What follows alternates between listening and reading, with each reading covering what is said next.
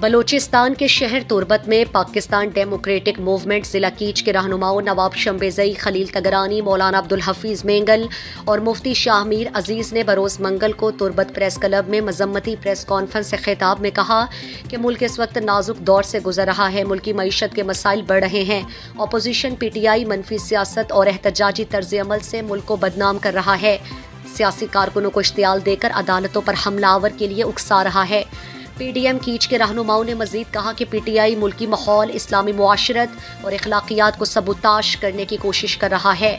P T I کی خواتین wing کی جو ٹیلی فونک آڈیوز لیک ہوئی ہیں، یہ ان کی ناپاک عزائم کو ظاہر کرتے ہیں۔ وہ کس عزائم کی بنیاد پر پاکستان کو کہاں لے جانا چاہتا تھا؟ ایسی چیزیں جو سوشل میڈیا میں وائرل ہو چکی، ہم بھرپور ان کی مذمت کرتے ہیں۔ انہوں نے کہا کہ جب عمران خان کو عدالتیں بلاتی ہیں تو وہ خواتین کو اپنے لیے ڈھال بناتا ہے۔ مزید دلچسپ معلومات اور خبروں سے آگاہ ہونے کے لیے Gedrosia Point Facebook page, Instagram, Twitter کو فالو اور یوٹیوب چینل کو سبسکرائب کریں۔ بیل آئیکن بٹن دبانا نہ بھولیں